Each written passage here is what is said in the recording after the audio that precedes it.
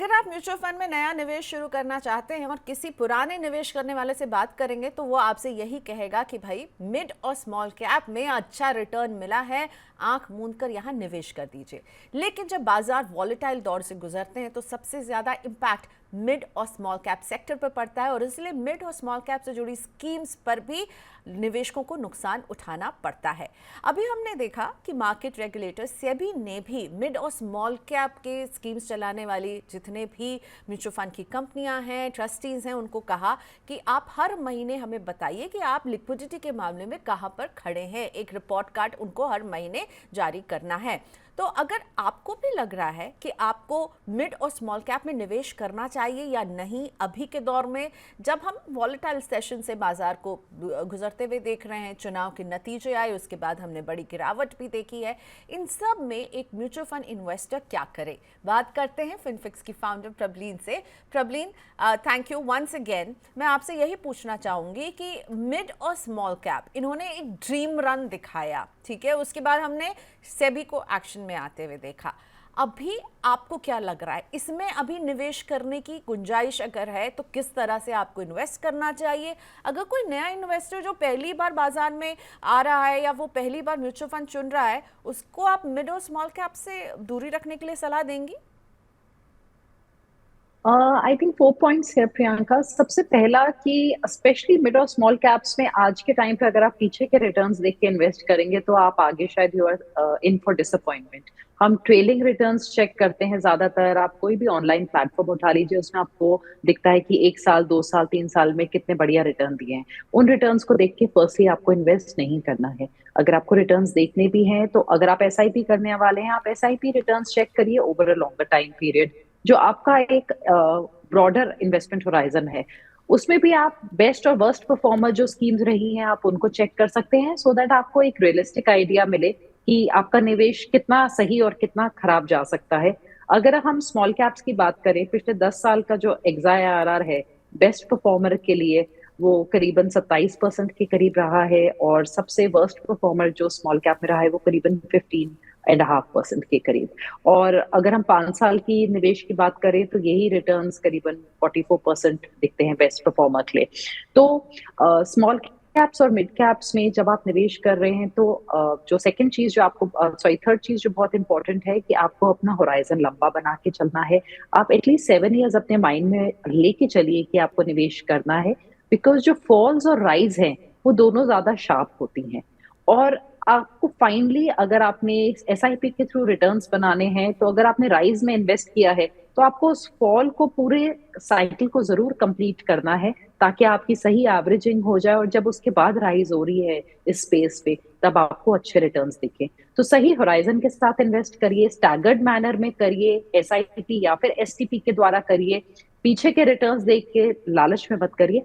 अपने risk appetite और अपने आप जो मात्रा जितना आप अपने फंड्स में लेने वाले हैं उस स्मॉल कैप फंड की, हम देखते हैं चार चार स्मॉल कैप फंड्स कई बार ऐड किए जाते हैं, 4 mid cap funds. Specially small caps की तरफ बहुत ज्यादा जल्दी लगाव आता है बिकॉज जो रिटर्न्स दिखते हैं प्रियंका, वो एक गलत अप्रोच है।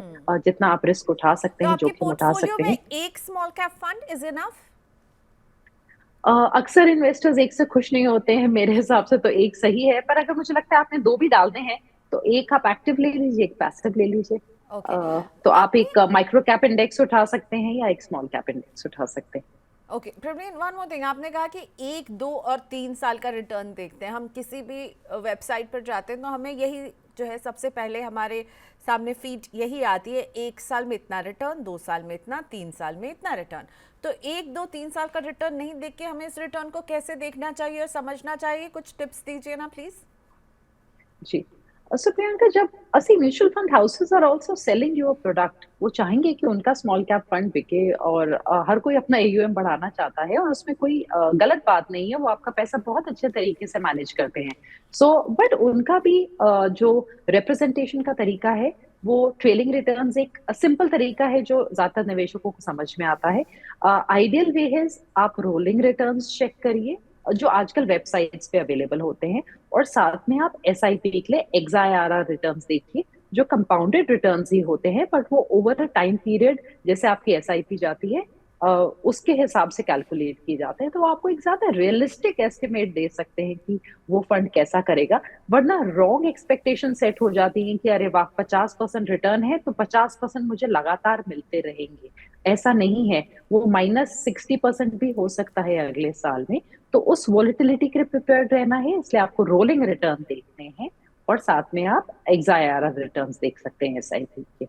और मुझे लगता है बहुत ज़रूरी है जब आप मिड और स्मॉल कैप कैटेगरी की स्कीम्स चुनते हैं, तो प्रबलीन जैसे एक्सपर्ट्स मनी 9 पर कई बार कह चुके हैं, आपका नज़रिया जो है लॉन्ग टर्म का होना चाहिए। जी क्योंकि प्रबलीन ने बहुत खूबसूरती से समझाया कि अगर आप मार्केट के आइज़ में उसको खरीद रहे हैं तो आपको उसके जो डाउनफॉल का जो है ना वो साइकिल पूरा नहीं करेंगे तो एवरेजिंग का फ़ायदा नहीं मिलेगा, आपको कंपाउंडिंग का फ़ायदा नहीं मिलेगा। प्रबलीन, जी जाते जाते बाजार बेहद वॉलेटाइल है, कभी मूड बहुत अच्छा एग्जिट पोल के दिन, रिजल्ट के दिन बहुत खराब, और उसके बाद थोड़ा संभलने की कोशिश, लेकिन उतनी भी संभल नहीं रहे जितने गिर रहे हैं।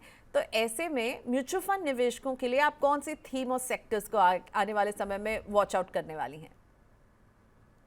ये बहुत इंटरेस्टिंग है प्रियंका, बिकॉज लेट्स से अगर ये government full majority proper mandate के साथ आती, बीजेपी ऑन इट्स ओन 270 के बियॉन्ड आ गई होती, तो डेफिनेटली इंफ्रा के, डिफेंस के, मैन्युफैक्चरिंग के स्टॉक्स के ऊपर और आपका एंड वी वो बीन बढ़ता talking about focus. Them for so long. Absolutely, और सारे बोल रहे हैं कि infra push and all, I think वो अभी भी जारी रहेगा। बट हमने कल देखा पीएसयू में काफी भारी करेक्शन आई है, इंफ्रा पिटा है, मैन्युफैक्चरिंग के स्टॉक, और सडनली थोड़ा सा डिफेंसिव सेक्टर्स की तरफ लोग जा रहे हैं कि जो स्टैंडर्ड सेक्टर्स होते हैं कि आपके पास कंज्यूमर, जो आपके एफएमसीजी हो गया, आपका फार्मा हो गया। तो इसीलिए आई थिंक बहुत जरूरी है कि आप अगेन कहीं ना कहीं लालच में ही हम लगा रहे थे। वैल्यूएशंस भी स्ट्रेच तो थी, चाहे आप पीएसयूज को देख लीजिए, चाहे आप डिफेंस देख लीजिए।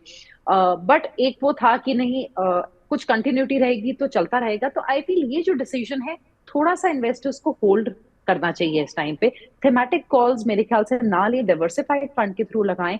आपका फंड मैनेजर ये कॉल अभी आपके लिए ले सकता है, बिकॉज कैसे गवर्नमेंट बनती है, कौन कितना कंफर्टेबली सपोर्ट दे रहा है, क्या एग्जैक्ट परमिटेशन कॉम्बिनेशन सेट होगा, आई थिंक उस पर डिपेंड करेगा कि that which sectors look good going forward.